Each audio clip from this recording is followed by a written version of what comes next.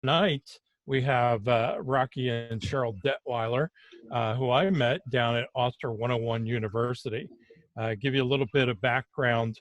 Rocky Detweiler is a foremost expert on the positive power of words, and he's the author of the best-selling book, The Samson Effect, Transforming Lives with the Power of Words. Hey, Rocky is a It's not Rick. I think somebody. Can somebody mute? Yeah, you guys, could you do me a favor and make sure you mute your speakers? That way we don't hear what's going on. Last time we heard somebody beating a small child, and that wasn't very good. So, again, Rocky's a professional speaker, executive coach, bodybuilder, trainer, and he's a mindset mentor with 30 years experience in transformational living. His personal story of Treehouse to Triumph has inspired millions around the globe.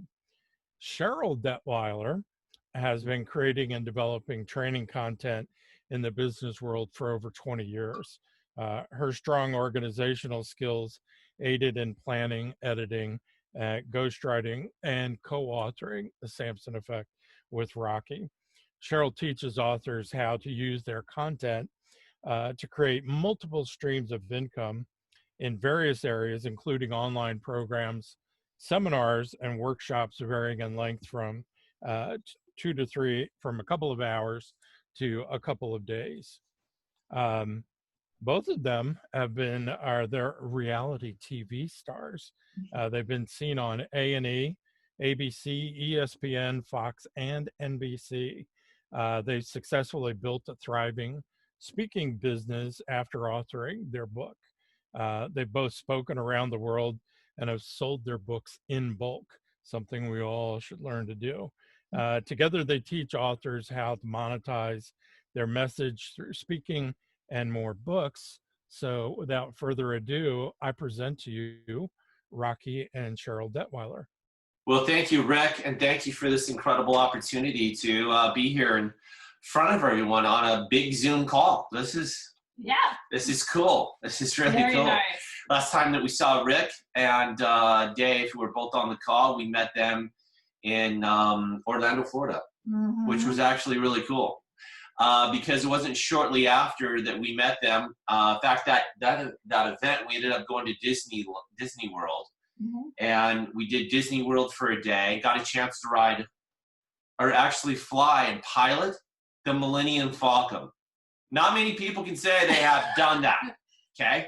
I co-piloted. I was good, actually. Yeah, so we flew that sucker and landed it. It was awesome.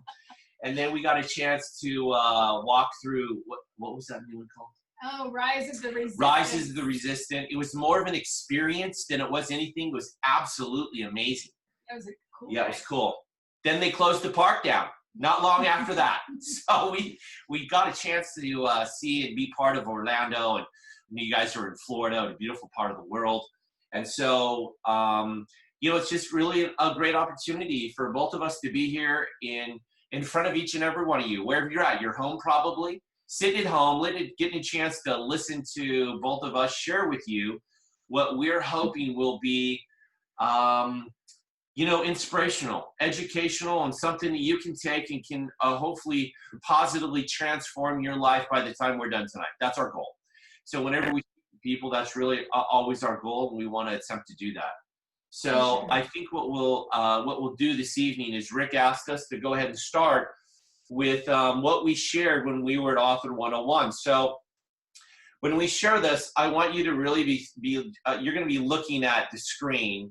You won't be seeing us, you'll be seeing the screen. So if we had a PowerPoint presentation, you'd be looking at that, seeing us. So with this situation in regards to Zoom, we want to present this to you as an opportunity for you just to kind of learn a little bit more and hopefully grow from this situation. And we're going to have an opportunity at the end for you to ask some questions. And just know that Cheryl and I, we love people. And we wrote a book because we want to help change lives, positively change lives. Our book is about the positive power of words. And as Rick said, that we are mindset mentors. We coach people on a daily basis from around the world that have variation in skill sets. And we've just been so blessed to see amazing changes come to the lives of those people we've had an opportunity to work with. You get a chance now to see a little bit of our background, see where we come from, and maybe a little bit about where we're going. So, well, unfortunately, I'm not seeing where I can do screen share. Is it just here? yeah. Ah, you're so smart. Okay, so Do you not have it open? Do we have to open up the PowerPoint? This is great. Yeah, I don't think you have it open.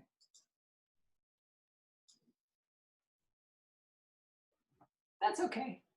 Where is it? Is it in your email? no, it's Okay, I'll let you find it. Sorry. Apparently, we thought we had our stuff ready too. It's not on there. So what kind of, while you're looking for it, maybe Cheryl, you could tell us what kind of coaching do you specialize in? So we definitely, after walking the walk of, and I know a lot of you authors are fiction authors, my hat goes off to you. We didn't have to do as much planning and work on character development, that sort of thing on our book. Ours is a self-help book based on real events. And so it was more of just developing the stories we wanted there and developing that book in the steps we wanted to share and how we wanted to present that to the world. But when you're done with a book, no matter how long you spend on it, that's a lot of work. That's a lot of your time, your energy, your effort. And when we finished ours, we had to spend a lot to have it published. That was just an involved process. And we honestly wanted to make this a business where we didn't have a day job and we did this on the side. We wanted to do this together. And so in looking at that, the best way that we could make that happen is if we got out and shared our message, which our message was important to us. We liked what we had talked about in the book. We wanted to share it on a grander scale. We wanted people to read our book. We didn't write it for it to just sit on our shelf. And so when we finished our book, we went through a process, and it was a process, a learning process of how to make this into a business where we could share our message. And we figured out some things, and we made mistakes. But let me cut in there for a second. You went to put out a book. First of all, what gave you the guts to even write a book? Number one. Number, how did you process it? Rick, you're cutting in and out. We heard like every other. You do an outline, and you said the most important thing. You made the realization that writing a book is a business. Mm-hmm. It is, unless, I mean, I guess even if you want it to be a hobby, then you probably wouldn't be on this call. I mean, if you just want it to be a hobby and you want to work a day job, good for you. I mean, that's great. For us, that wasn't an option. We wanted this to be our business. We wanted to share this. It was that important to us. What prompted us to do the book is Rocky's backstory, which I think we're ready to screen share. Are you screen sharing? Yeah, can everybody see where it says make money speaking? Yeah. Yay! Great. Okay, So we are tech people. So this will get into a little bit about why we even had the guts. And you're right, it takes a lot of courage to write a book and put yourself out there, whether you're writing fiction or nonfiction, either way. And it takes a lot of work. So I felt by the end of it, like after I had my first child, and then the funny thing is then a week later, I'm like, whew, when can we do another one? Like, am I crazy? But it's quite a sense of accomplishment. So if you put a book out, or like some of these people, 20, amazing. My hat goes off to you. That's Absolutely incredible. But nobody writes a book for it to sit on your own shelf. It's, you brought this out to the world because you want people to read it. So that's what we do. We help people no matter what their book is about. We help them get it out there, get that message out there.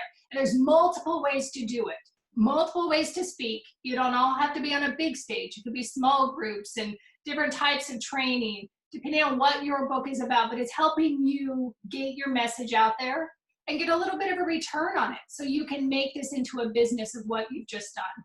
Yeah. So, Rick, we're going to share our story just briefly with you, if you don't mind. It's only a couple minutes. You guys get a chance to see a little bit of my backstory. So here we go. I'll watch for everybody's nod. So just make sure when I click this, just nod if you can hear it, okay? Everybody do a quick nod for me. Can you make the PowerPoint expand it to full screen? Ah, good call. I didn't realize that we don't have it. It's on the actual. Just go to the upper right corner and hit the green button. No. You want me to do it? It's the green one right here. You keep hiding it. Hey, there you go, right there. Is that better? There you go. Okay. Sweet. Good evening. Today's February 1st, 2009. That's okay. And I've been putting off something for a long, long time that I want to do, and something I actually need to do. Less than 2 years ago, I was living in my brother's treehouse in his backyard. This is my home. This is where I live. That is the treehouse that I live in. This right here is my access to the bed, which is up there. I can access it by the walkway here, right, which is going up. This over here, of course, is my laundry room. This is the desk area. You see, I'd lost everything. I was grateful just to be alive. And why I've decided to make a major change in my life. Transformation, major transformation. I want to share with you my story. I wrote a letter to my family, and this is what it said. I've been living life in fear, frustration, lack, poverty, regret. What I did to change, and a message of hope of how you never give up. And feel like a complete failure. Failed as a provider, failed as a protector, as a husband. I promised I should be. Failed at that. I've been so down, never more down in my life. I invested with a friend of 18 years, he and his business partner. My friends and family, well, they invested because they trusted in me. Is it actually possible to get so low that there seems like a way out? Turned out to be one of Arizona's largest Ponzi schemes. So they lost their life savings. And there is. Where do you go from there? So I thought, well, maybe the only place I could possibly go was just to end it all. So I contemplated suicide. I guess that's why people commit suicide, because they get so low.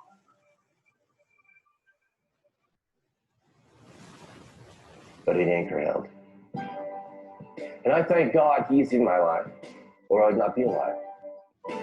And there was some internal voice that was crying out, you never give up. I give people hope. I just want to inspire and encourage people. That's why I created Samson Effect, because my belief is that your words create your reality. Because words are powerful. But if I can do it, you can do it. My message to you, a message of hope. And that message is you never give up. All right, cool. Well, I'm glad that you all got a chance to see that. A little bit of my background on really on me, and that's how it got started. And then through the power of words and the Samson Effect, which we'll talk about for a moment, that's how Cheryl came into be. She's the spoken word in my life, so she's the manifestation of the spoken word.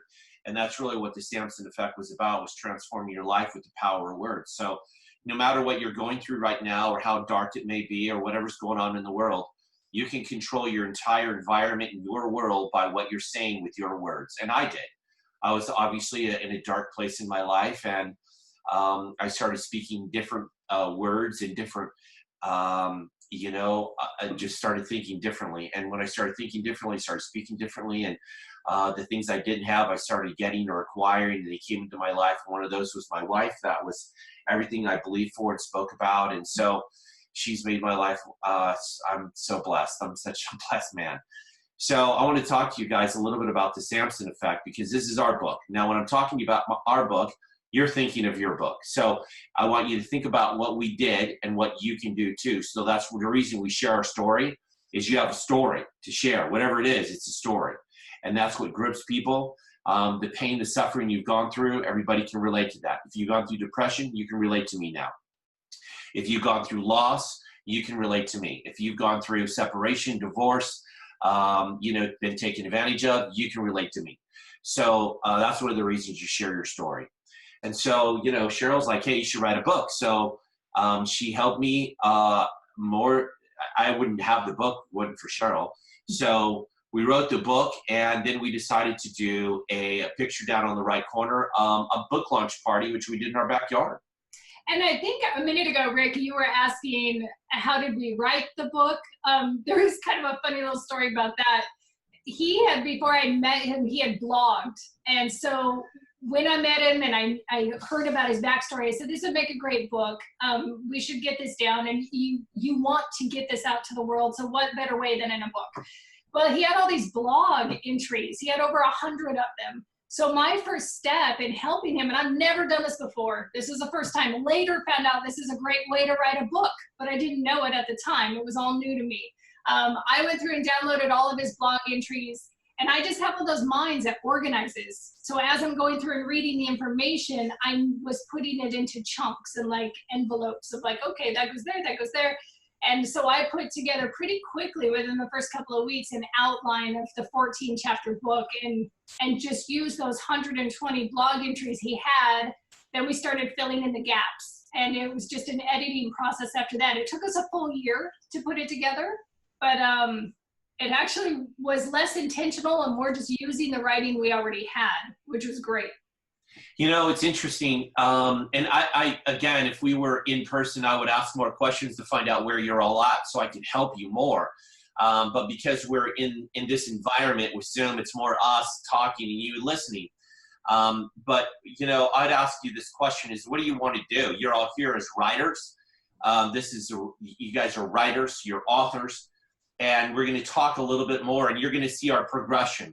We wanted to write a book.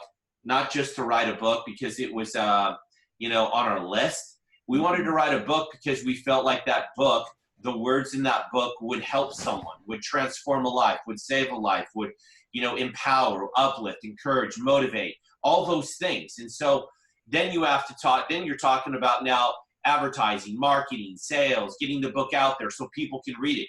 They're not, after you write the book, it's just not like people are going to buy it. It's not going to happen, right? So we had to go through that process. So one of the first things we did is we had a little party at our house, and you know, 60, 70, 80 people showed up, and I signed the books, as you see here, and we sold a bunch of copies, and now we're getting the book out there, and that was the first thing we did. On the left corner, you see over here, me down by the river. I love it. By the way, for you in Florida, that's a river. And those are pine trees, just in case you guys didn't know. And mountains. That's a mountain going up the hillside over there. And so I'm teasing all you Florida people. We love Florida. So I ended up a high percentage of our summer, we would go here a couple times a week and just write. Yep. All day. Like we'd just be writing and jump in the river and come back and write some more. And so we're really blessed. So we spend a lot of our time writing there. And it's funny, like when it comes to actually getting the book done, I had these, I don't know if anybody's been through this as a first-time author. For some reason, I was so consumed with writing the book that I never thought how we would get people to buy the book. I just thought you finish your book and it's just out there at a bookstore and people see it and they buy it. They're going to buy your book. They're going to go to Amazon, just buy your book. You're just going to get rich. You can change everybody's life. Yeah. And so I was one of those dumb people that had to face the reality. We sold 200 of our first copies at our party, but none of that was on Amazon. So Amazon didn't have record of us selling 200 copies. We didn't make bestseller our first day like we could have. So there were so many things that we messed up on that we can now help others with, but I just look back and laugh and go, all right, so hitchhiking on that, what was the biggest challenge that you had as authors? Probably realizing that if we want to sell books, we have to put the effort in to sell them. Yeah. And for us, we found a great way to sell them was to do events. Mm-hmm. So by speaking at an event, and this was our first one that we did, we could sell 200-300 copies at a time, and they would buy them because it was part of us speaking at that event. And or if we did speaking for free once in a while, we'd sell books at the back of the room, and most of the people would buy one. So we realized pretty quick that this was a great way for us to sell books, which is really our ulterior motive. We wanted to get our book out there to the world. Yeah, so that's one of the reasons that we do events, and we suggest you do events. If you don't want to do events, we totally understand that. It's a little bit difficult to do events these days. We're going to talk about that in a little bit. Yes. And just to let you know that we've been coaching authors and speakers through this entire pandemic, and we have had success, meaning they've made money, they have made contacts, they have built a book of business through the pandemic. When people are, getting laid off and they're dealing with stress and you're like, what do I do? We've been just seeing some great success. So I just want to kind of share that with you, that's been something that we've been able to do. Do you only deal with individuals, or do you do group sessions or consulting, or what? All of the above. Yeah, for our coaching, we have both. We have individuals that we coach with, and then it's more economical to do small group. I also think there's a dynamic there. You get the small group, even, we had a group from January from the Author 101, Mm-hmm. 3 different groups of, people, individuals that were at different walks in the whole speaking business. Some had their book done, some didn't, but it didn't matter. Everybody was able to learn off of each other and piggyback off of each other. So I don't think it was a bad thing at all. I mean, it worked really well. Yeah, in fact, if Dave's on here, I'll bring him on a little later for a testimonial of which he has. I don't know if he's even on Did here. it drop off? He might have dropped off. Yeah. Well, you know what I would be interested in hearing? Yeah. Because all of us here are authors and working towards getting books out there. Some of us even have a couple out and still can't afford to put cheese on our macaroni. So it's kind of like, I'm kind of interested in, like, what are the 12 steps that you started off with? Was it book reviews? Was it backyard sales? Did you try and get reviews on Amazon? I mean, what was the pattern that you went through? You want to start with that? You want me? Yeah. So for us and what we do with the people we coach, it is individual. It depends on what your book is on. It depends on what your target market is. Mm-hmm. Our target market, even though, believe it or not, we talk about God in our book. We talk about his own personal belief system because that came in during his transformation. I never thought we'd see our book in a school, in a government agency, just because I didn't think they would allow it.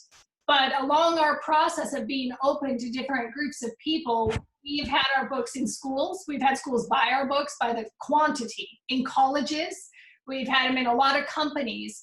But he had this crazy, rags to riches or at least a transformation story. Okay, I got to stop you right there. Yes. Because you're talking about these things, but the bottom line was, how did you get in the door? How did you talk to these people? Who did you talk to in the school? Yeah. Who did you talk to at the company? Who was the key person? Rick, the decision maker. That's excellent. I'm glad you broke that down. That's a great question. Yeah. And that's one of the reasons that a lot of authors just don't make money. They don't get their book out there, is because of probably that one question. Who do I talk to? How do I get my book in the store, at the school? How do I get it in the agency? How do I get it to the nonprofit? How do I do that? That's an excellent question. And so you have to sign up for my coaching to get that. So it's a combination. All right. Yeah, thank you all for coming. We're ready to cut this. We're going to shut this thing down. It is, I don't know if you've heard the story of Mark Victor Hansen and Jack Canfield when they did their first Chicken Soup for the Soul book. And it was not a bestseller on New York Times for a year and a half.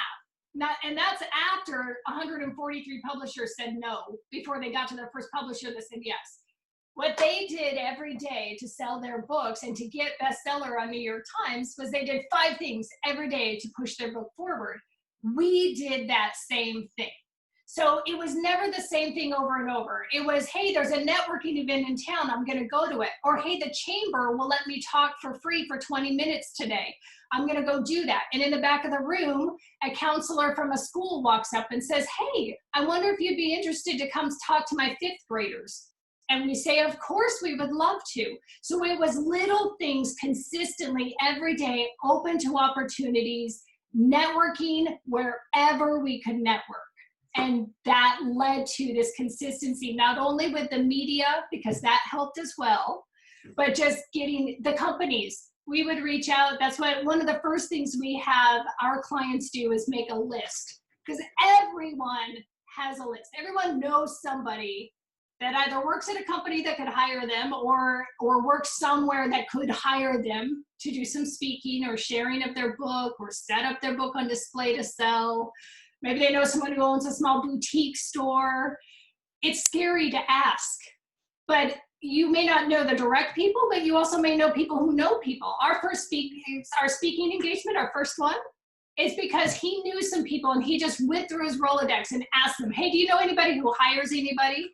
And sure enough, somebody said, yeah, I know this company that hires somebody to speak for them every year. They have an event every single June, and they're just now planning their June event. We called them. We got the introduction.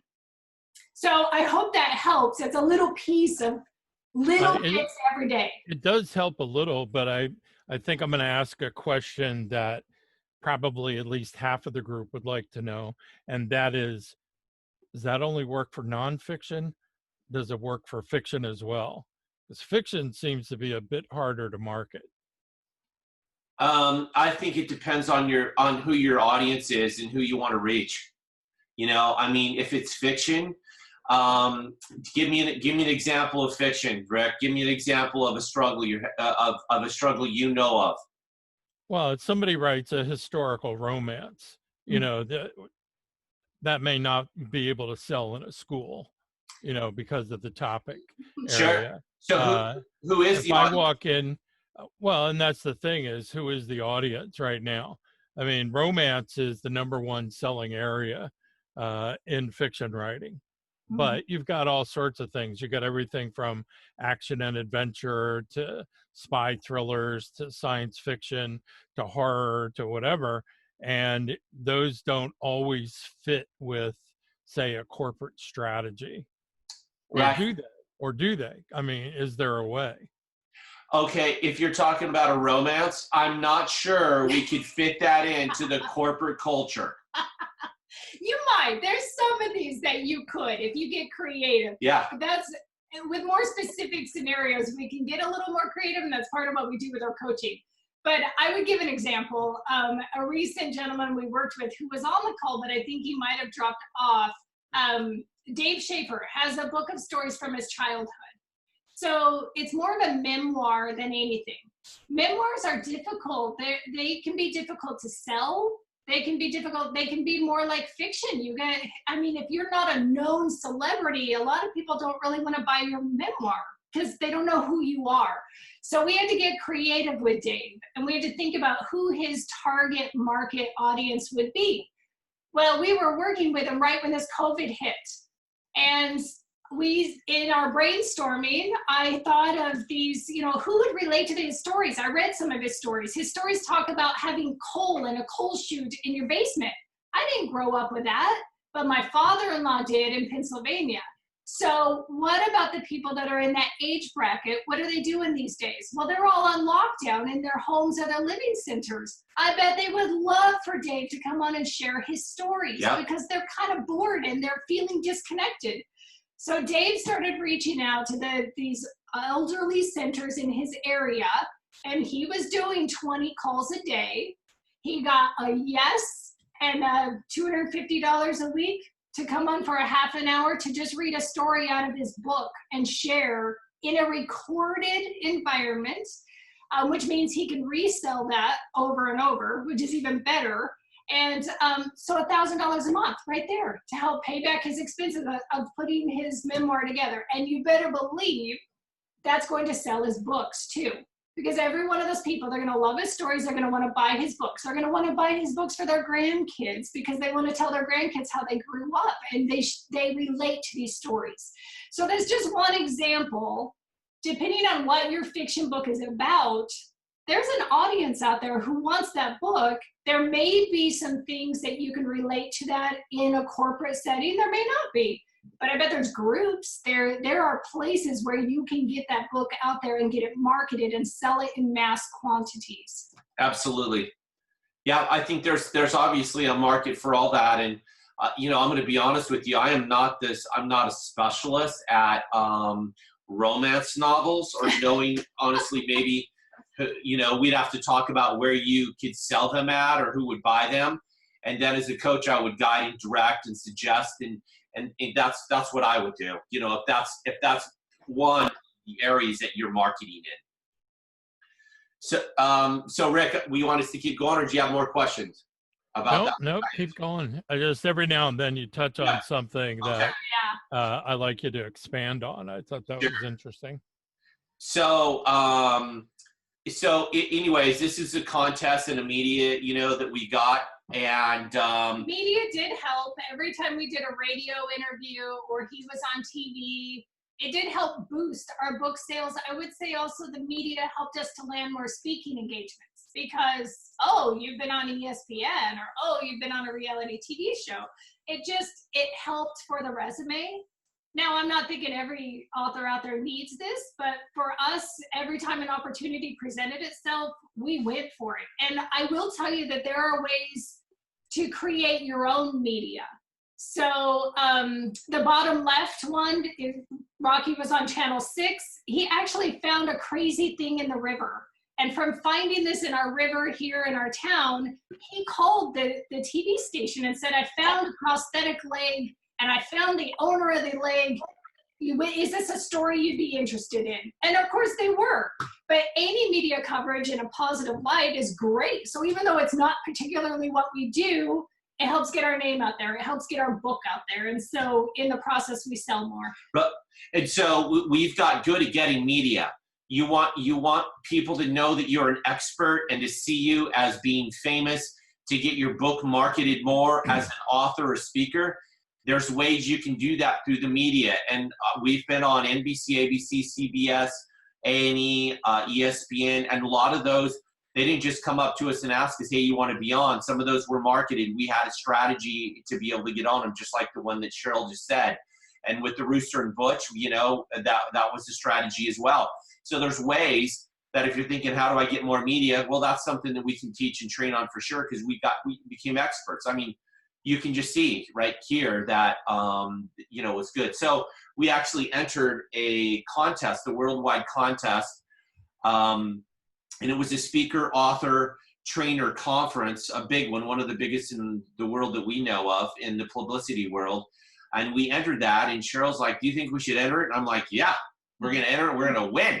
So in a period of about a year and a half, we really went from struggling to like, what do we do as authors, to multiple six-figure incomes, having our books sold all over the place, and just really creating a successful company. And we won this international contest, and then we ended up building a relationship with that organization. So that's something that you can do too. Who are those people you are networked with and connected to take your book to the next level? That's what this is about. How can you get your book out to the world? And that's what we're doing, is sharing with you our story. So hopefully you can gain some experience from that. And I would imagine, even if you're a historical romance author, a fiction author, you've had to do an extensive amount of research. Right. You have to get your facts straight. You have knowledge that the general population does not have, that you could share in a media environment. Absolutely. You could share through museums. Yeah. You are an expert because you gain that additional knowledge. You're an author, goodness sake. You want to use it and share it. And in the process of that, then you can sell your book. Yep. So this is speaking. We built a business. You can see these are different events that we've done. We're always tweaking and changing our speaking events. The right-hand corner, we specialize in building dream boards for companies, schools, universities. We got really good at it. We've achieved a lot in our life as well. You know, that's a bank in the left. This is a direct sales company in the left top corner, and the right's a university that we work with and train. And all these people have our books, every one of them. Yep. And I would throw in there that there are a lot of people who do what we do. There are a lot of people that are even more specialized, and you might even say more qualified in the business world. There are people that have doctorates and MBAs.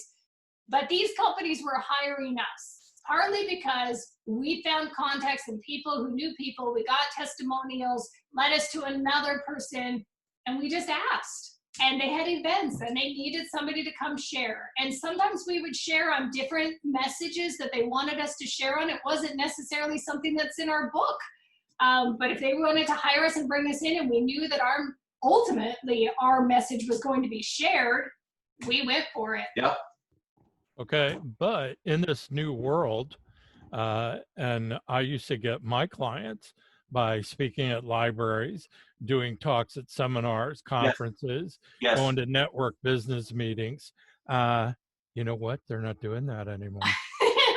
There are So where are you going to take your speaking aspect of marketing in the next 6 months?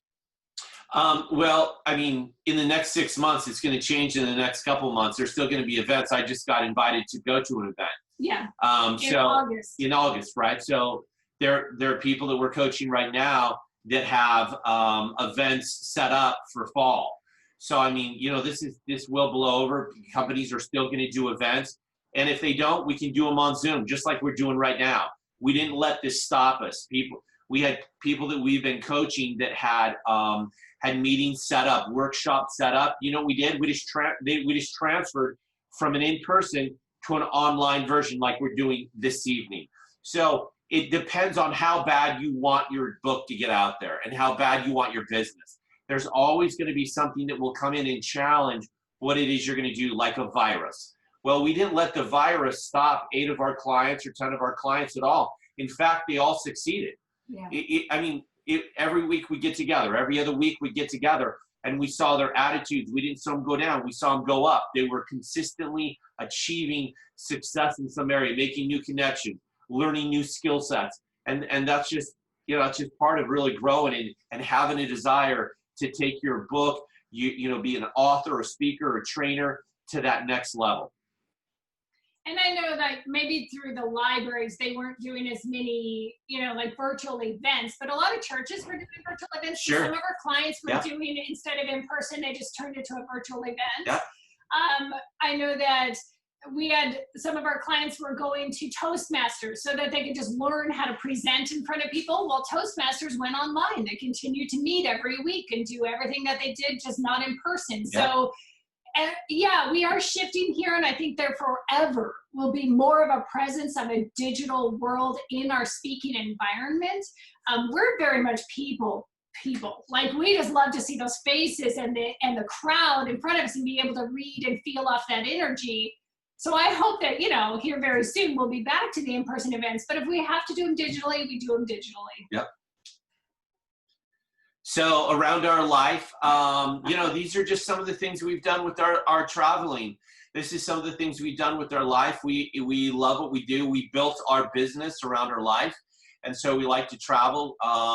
Left-hand corner, by the way, for those who are Philadelphia fans, the guy in the right side of the corner, that's Papali, Vince Papali. So he was on the movie Invincible. That's what they made him the story about.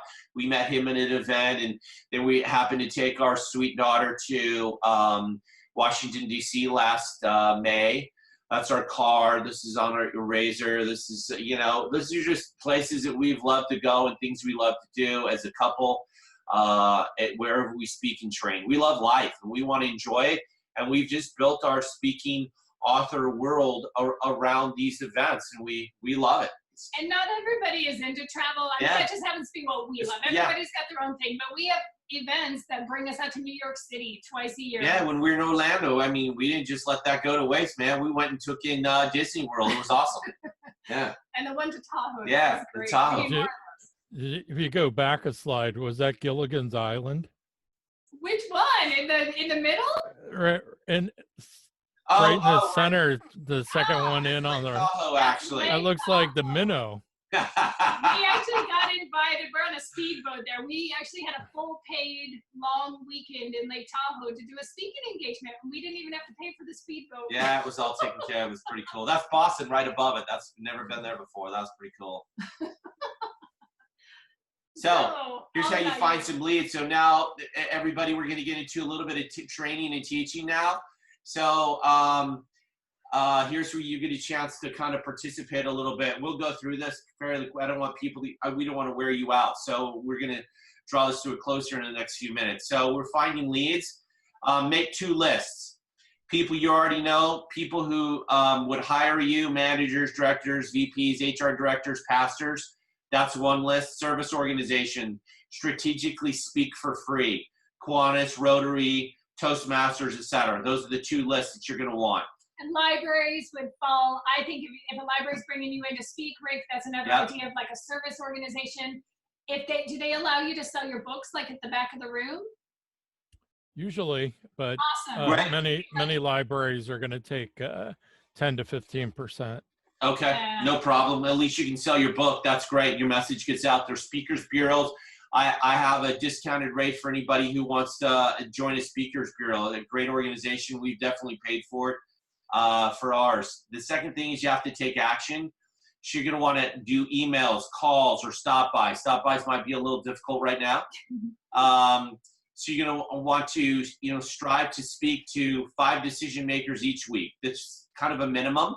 So you're looking for people that you can talk to, speak to, that can make a decision to hire you, bring you in, help you read your book, sell your book, market your book. You're going to know somebody who wants to help you market your book. We did that with all of our clients, and we've seen success in that area. And I think it's best. I mean, nobody likes this step. This is the tough part. Yeah, this is the where work part. The rubber meets the road. I would say if you have soft leads, warm leads, so friends of friends, those can be easier to approach first. But like back to our story about Dave, our friend down there in Florida, who went to all of the assisted living centers. He didn't know anybody. Nope. So he just made a list of all these centers. He would call the front desk number. He cold called them. He cold called every one of them. Every one of them. But he had a handful out of those calls he made that are like, oh yes, and they're in the process now, and 1 definite yes. So at the end of the day, the $1,000 a month was more than worth it. His time that he put into those phone calls, and those were complete cold calls. Yeah, inside of a couple of days, he had a deal. That's how fast it happened during a coronavirus, during lockdown. So it's really up to the individual that really wants to go to the next level in their life. Your goal is to have a conversation with someone. His goal, here's what we did. We said, listen, make the list. Great, make the list, get the names, the phone numbers, and then start calling him. Here's your pitch. So we work with him on his pitch, what his pitch would be. He did all the work, and his goal is to have a conversation. He did, and he got hired. So, the thing was, this was like a tough, if you would, as a coach. It was like, how am I going to help this guy make money? That's our thing, right? We help people make money. That's what we specialize in. After talking to about 1,000 people over a period of about 4 years, I found smart, intelligent people that were authors, that obviously writers, right? They wanted to make money, but very few of them were making money, very few. And I thought, after 4 years and 1,000 people, and I've been making money, I figured this out. Maybe I could help people. That's what we specialize in, is helping people make money selling their book, speaking, training, doing workshops. And we've just been blessed to help everybody so far we work with. It's been a real treat. So that's what we want to do. We help people specialize in that. So how can I help them? Well, you need to have a conversation with them. What do you have to offer them? That's what you have to do, is have a conversation. What's in it for them? And then where you see how you can solve their problem. You become the problem solver. Wherever there's a problem, you solve that, whatever that is. So, for example, like I know that there are fiction authors out there, and we'd have to get creative and find who that audience is, but there's definitely ways. But for us, one of the first companies that hired us, and it was a long contract, over a year contract, $7,000 a month. We came in twice a month for an hour. I was blown away. I couldn't believe they would pay that much. But sometimes some of the things they wanted us to help with was communication or conflict in the office. And I thought, we're not experts in this. We wrote a book with 5 steps on how anybody can really achieve goals that are important to them in their lives, achieve their dreams. And it was based on, the hard transformation that Rocky had gone through. So I guess what I'm saying is, like, we morphed into a lot of different areas that they wanted to bring us into, and we were able to help them. We saw real improvement. But we were open to whatever opportunity came about. We wanted to know what their problems were, and they would openly share. And then if we felt confident that we could solve those problems, they hired us. Yep. Know your value. So that part of that's about your confidence. Almost every individual I work with, in fact, I don't have any individuals. We coach everything from, I mean, really struggling people, very struggling to, you know, we want to change our life. We know we need this, and we would end up coaching them. And then I've got a couple of people that are very wealthy. They own very successful multi-million-dollar companies. They're not doing it for the money. They're doing it because they have a cause. They have a mission. They want to get their book out. They want to get their message out. And so we work with them on those things. But every one of those people, doesn't matter if they're rich or they're poor, they all have confidence challenges, all of them, every one of them. And that's one of the things that we've had to really work on, is letting every individual we know, let them know that they bring value to every person. Like, for all of you listening, you have value. Your book has some sort of value to it. The life skills you have earned and gone through in this life, those are valuable. You shouldn't be sitting behind the desk doing nothing. People need to hear your story. They need to hear what it is that you have to offer this world. And it takes confidence, like, to get there. And people just like, I'm just telling you, after thousands of people that I've talked to, and now lots of people that I've coached, confidence is a big deal, because they're charging, they won't charge anything for speaking. And I'm like, you got to stop that, because you have value to your message, and people need to pay you for that. You're not going to go into Starbucks and get a free Starbucks. You're not going to go to the university and get trained for free, right? You're going to pay for everything. Why should you, as an author who wrote that book, who has all that knowledge and information, do anything for free? You shouldn't be doing it for free. That's where we come in, to let you know that you bring value to this world, and you should be paid for it. And so that part of that's just knowing the confidence, and we help bring that confidence out in you, and knowing your expert status. So when we took on we took on 3 people, which I'd love to do with whoever's on this call, but we took 3 people on as coaching them. Mm-hmm. And quite frankly, you know, a couple of them they never spoke before, ever. And they wanted to get paid to speak. So I'm like, what? How do I mean, man, I have to start from ground zero. Well, we started from ground zero, and we trained them, and now they're making money. And inside of a couple of months. Inside of a couple of months. During a pandemic. People, I hope you're hearing me. This is real. This really happened. Like, we're talking about people that never did this before and wanted to make money, have now made money during a pandemic. When we thought, is anybody going to want to hear me? Yes, they will. There are people still out there, still alive in their homes, in probably a better opportunity for you now than it was before. That's confidence, and that's belief in what you have is important. So you have an expert status. We'd love to help you find that. Well, and this one, Know Your Value, always reminds me of a gentleman we met in New York City who had a book he had written on breath work. He was really passionate about breath work. Right. And, you know, we talked to him, and he sounded so humble, which there's nothing wrong with that. But we started asking, you know, who his clients had been. We find out that he has coached Tony Robbins. And we're like, wow, wouldn't you lead with that? I mean, that's a pretty big deal. Well, then in continuing our conversation, you talked to him about a client that had brought him down. Yeah, this client is flying him down to the Bahamas to stay at the Atlantis. Okay, so the man is staying in the penthouse at the Atlantis, flying in on his private jet. Now, for those of you who don't know what the Atlantis is, and the penthouse, it's like $25,000 a night or something in his private jet. And our friend flies down coach and stays in some small hotel. Okay, I'm just giving you a picture of what this looks like. And he's a world expert on breath. Okay, and he's getting paid $500. I think it was $300. Was it $300? So $300. And I said to him, I said, you should be paid $10,000 or $15,000, not $300. And he's like, you really think so? I said, no, I don't think so. I know so. I mean, This man's a multi-billionaire, and you're charging him $300, and you're the world expert. I mean, I don't even know why he hired you for $300. I mean, it blows my mind. My point is that he didn't understand his expert status, and he didn't charge for it. And a lot of people that I've seen just don't charge for anything. They'll do it for free because of the confidence issue. So it kind of frustrates me because he just was being taken advantage of, quite frankly. And really, when it comes to, I mean, you find somebody that'll bring you in. Now, there are times that we do events or speaking things for free.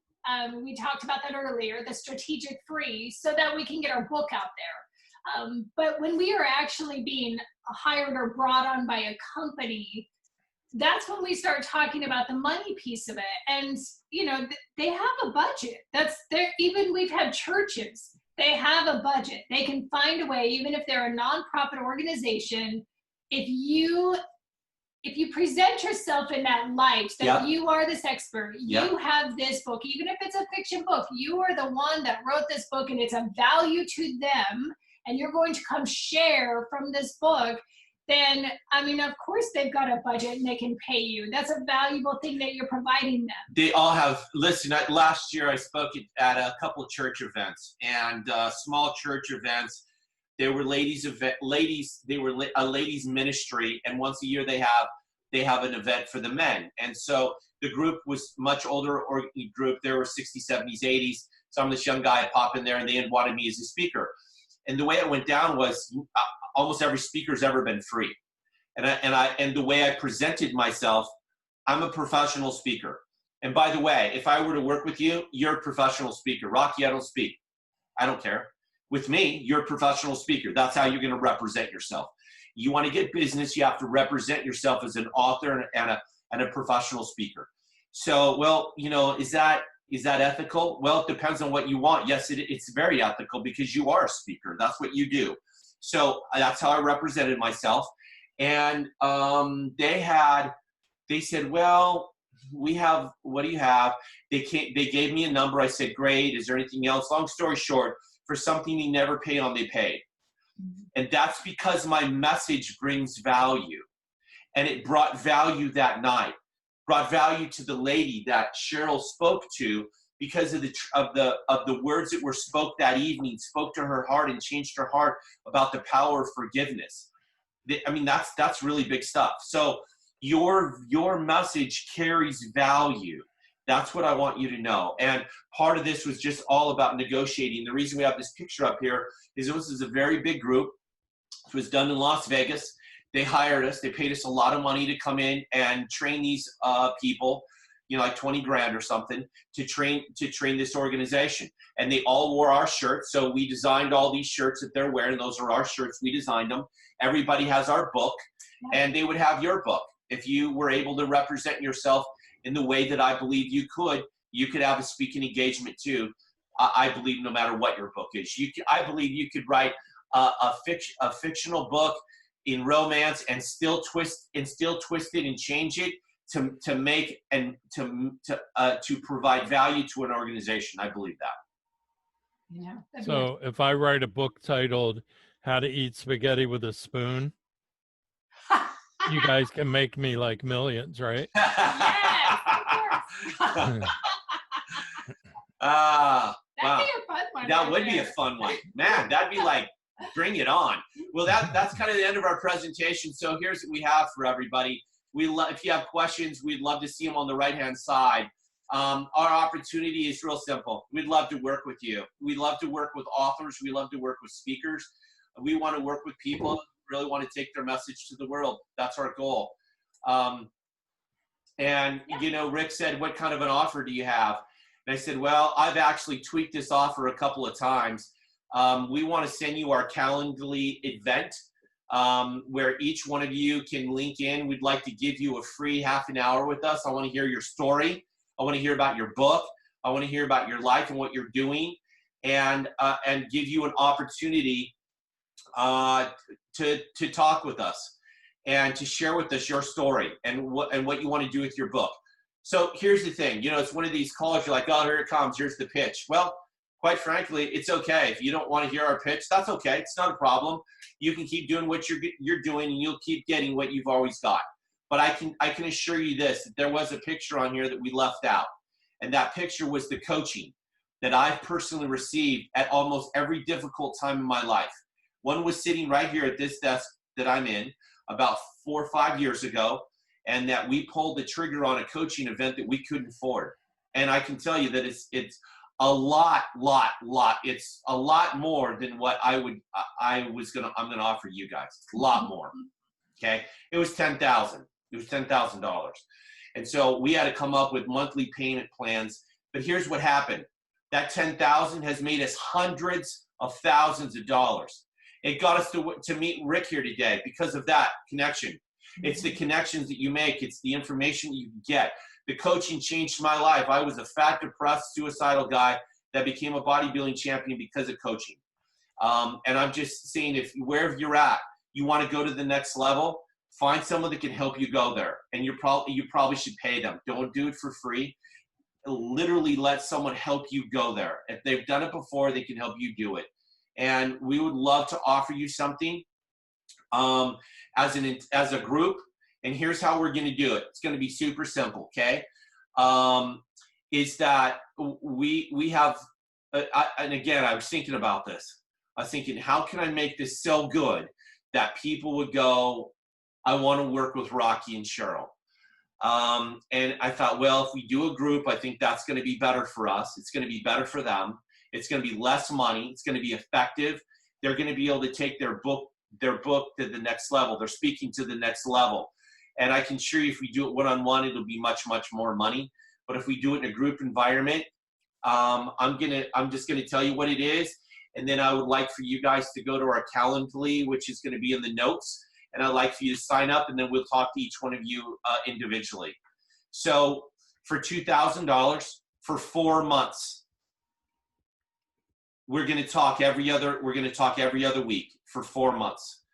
And I don't think we've put together a program that has been that inexpensive since I've been coaching. In fact, I've got someone I'm working with that's easily triple that. Okay, so I just wanted to put an offer together because I told Rick that I would honor him with this event and with the individuals that are here.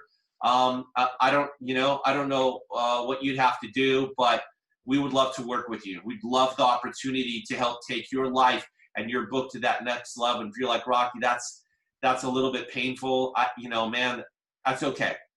I would throw in here, part of the reason. Let me jump in this for a second, because what you're saying is $2,000 for 4 months. Right. And that's every other week. Yes. But even more important than that, to really get a sense of how you can help me, you're going to give each and every one of these people a half-hour consult. Yeah. So basically, if they take you up on the free consult, you should really be able to make everything gel. Absolutely. That's our goal. Well, and we want to start with the half-hour consult because we want to make sure we feel confident that we can help you monetize your message. Like, you're right. I see a lot of comments over here now that we're stopped sharing our screen that a lot of you are fiction writers and you're asking about the different process, being a fiction writer. I agree with you. You're probably not going to go to companies first. That's a bit more of a stretch. You're going to be more like our friend Dave Schaefer, that you're going to think about your target audience. Who really wants to buy your book? Then where do we reach them? What are the clubs and organizations that would be ideal? If you're into history or you've written a historical book, would that be museums? Would that be historical societies? So that's going to be a different egg to crack. We would love to spend that half hour with each person just figuring out, what is your book about? What are your goals? Do we feel confident that we can get you there and help you? Otherwise, we wouldn't feel. Are you going to put together the groups based on their commonality? Yeah, I think that would absolutely be a great idea. If we have enough people join, I personally like 3 or 4 people in a group. So if we have more than that, I will break it down. And what Cheryl and I will do is we'll figure out, who's going to best fit with who, and then we'll put you in a group and we'll do it. But I'm I'm just saying right now, for that value, for what we can bring, I'm just saying, ladies and gentlemen, I'm kind of giving it away. Our specialty is helping you make money. And if we can do it in a pandemic, then there's really, I don't think there's anybody who can't help. I'm excited because I know what God's done for us and how we've been able to help other people. And I know we can help you. I have a question over here we're going to answer. My book's a romance novel. Yes, I could actually give just a quick idea on that. For your romance novels, who buys them? Women. So find some small boutique stores, even if they're totally off, like they don't have, it would be better if this boutique store does not sell books at all. Like if this is a home furnishing store, and see if they'll let you set up a small display with your books in there. They're going to stand out. They're going to be different. And especially if you have a nice cover, and this is a store that caters to women, but then you're going to have to find your local ones, local mom and pop type stores, not a chain. And start there. That's a great way to sell some books, and some small groups, depending on if it's historical romance or regular romance. Any women's group you can get into and sell. They would love it. Go ahead. Yeah, Rocky. What if I have an idea but haven't finished my book yet? Great. We just worked with someone just like that. Oh, it's just so cool. This is really cool. Here's why. So we started working with this super lovely lady, right? And I want to speak and make money. Never spoke, doesn't have a book, doesn't have an online program. So we're talking about taking somebody who has almost nothing to wanting to speak. What? And write on all this stuff. So like, wow, this is seriously the coolest challenge ever, right? And through the last couple of months that we worked with her, her thing was, she has been able to overcome the fear of flying. Yes. So you're all listening. You're like, dang, where do you go help? Where do you take her? How do you help her? Right. That's what I was thinking. And I'm a coach. So I have to tell you that her message has transformed. She's now not just about, hey, I want to help you overcome flying. We're talking about she's going to help you overcome various things in her life. And fears of anything. This came from coaching. She would have never been to this place in her life. She was doing things that she would have never done in her entire life. Our other friend we were working with, guaranteed he would have never called those people, would have never made those connections if he wouldn't have been working with us. The sweet older couple we were working with, they would have never contacted the churches. They would have never been contacted the real estate agents that they were going to. There's so many things in a short period of time that they would have never ever done if they weren't working with someone who had their best interest in mind. They called me off hours. I mean, listen, we have a strict this like, hey, it's every other week, but I get phone calls. We've done texting. We want to see people succeed because I was there. I was the broke guy living in a treehouse alone. I'm not there anymore. I have that, and I want to share that with people. We have another one. I would also say, if you don't have your book done yet, we know lots of people who started speaking before their book was finished. Yeah. If you have a message to share and you want to speak, I think the book helped us. It was kind of a calling card, and I think more than anything, it just raised Rocky's confidence of like, I'm an expert, I'm an author now. Did. But we could have gotten there without it. Yeah. It's not necessary, and I would not hold back just because the book is not finished yet. So we have a romance novel. We have another one mine is an action adventure about escape tiger in Tampa. I love it. These are so much fun. I mean, guys, you guys have, these are seriously really, really cool. That's the action adventure. Yeah. So my teenager was just on Netflix this week, and one of the top 10 shows is the reality TV show about the Tiger King. Oh my goodness, I'd be marketing that book all over, especially if it's meant for adults, but even if it's for adolescents. Yeah. Like, you could totally piggyback off of that TV show that is rocking the nation right now and use it to sell your book. Tammy, thank you. Tammy, I don't know where you're at or who you are, but yes, you will get clarity. We are really gifted at getting people focused and getting clarity on their projects and where they're at. Paranormal or adventure fiction, JP, this just stuff sounds fun. Like there's a market for everything you have out there, guys. Yes. There really is. And as a group, when we start working as a group, it's so cool because other people in the group are like, oh, I got an idea. Well, before you know it, I mean, now that all these things are happening that would have never happened before.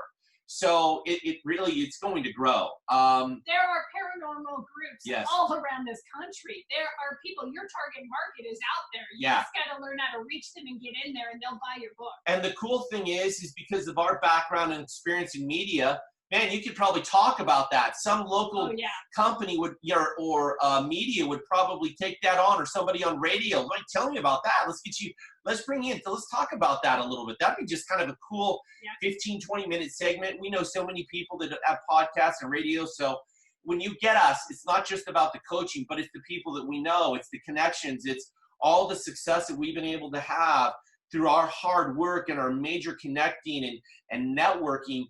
So it's so much more. And I'm just saying that for $2,000, I coached that a month. Okay. And you're getting it for 4 months plus this group. So if we get enough people, I can offer that. So I'm hoping you guys can sign up. Everybody, do you see my email? I just don't want anybody to go away like, I didn't know how to get in touch with you. I really want this. And and you don't. So please, you see your email, rockyd@samson.life. You also see the link to sign up so we can talk to you for free. And we want to hear your story, what your story's about. And then those who would love to sign up for us, we would be honored. So I got to say this because we love people. Every one of the people that we've worked with, everyone, like they like us. We love them. Like we've fallen in love with every person that we've ever coached, okay? They're like our friends just because we just get so engaged in their life and what they're doing. So we will take on your book, your project. It's like this personal endeavor to help you be successful and to make money doing what you should be doing. Well, and even the half-hour brainstorming session, sign up for the free session. I mean, we're not trying to just snag you into coaching because if it's not right for you, it's not right for you. Good, but we DJ. would love to be able to spend time with each one of you and find out what your book's about and just brainstorm and give you some ideas that you can use. And hey, listen, if you're like, I can't. I just can't, man, I lost my job. I get it. I get it.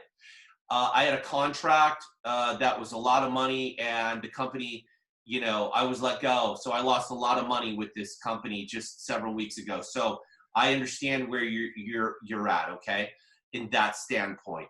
So I had to recreate something else in my life. So for those people who are like, man, I don't want to give everybody, I want to take all the issues and challenges away. Just sign up for free. Just let us talk to you. We want to hear your story. And if you can't afford it, I get it. Maybe it's a few months down the road, no problem. Okay. We want to love on you. All right. Well, I think my book is going to be kind of similar to yours, but it's going to be from doghouse to outhouse. Right. Outhouse. Oh, and that's horrible. You know what? I think I could even beat you $1,000 a month. I'll talk to you about anything. I don't care what it is. No, actually, what I want to do is thank Rocky and Cheryl for coming on tonight. We chatted about this a little bit. As I said, I got to see them live down at Author 101. I can tell you a lot of people were interested in their material. At the very least, take them up on that half hour, because I know as well as they do that you say you're going to do a half hour, and then at 45 minutes or 60, you're like, okay, time to get out, But at least you'll get a chance to get a different perspective on what's going on with your book, and they can give you some notes. And then, of course, if we can get together a variety of people and make a couple groups. And by the way, for those who like, normally on Fridays we're out of town, and on Calendly right now, the Fridays it's good. There's no Fridays on there. There's no Fridays on there. So what I'm saying is, if you're like, I'd like to do it on Friday, then send me a personal email. So I'm going to send that to you again. And I'll do my best to fit you in. How's that sound? Yeah, I just don't want you guys to miss out. So I don't want you to have to wait till next week. So if you're like, hey, I got some time on Friday, seriously, email me. Hey, Rocky, can you do it at whatever time? I'm just telling you, I promise you, I'll do my very best to make it work, okay? I'll cancel stuff. I just am honoring Rick and authors because we love you guys and we just want to see you succeed. So well, yeah. again, thank you guys so much for taking the time, and we look forward to hearing from you in the future. All right. Thank you. Thank Thanks, you. Thank you, everybody. Thank you. Bye. That is. I think it's he's like in a spaceship.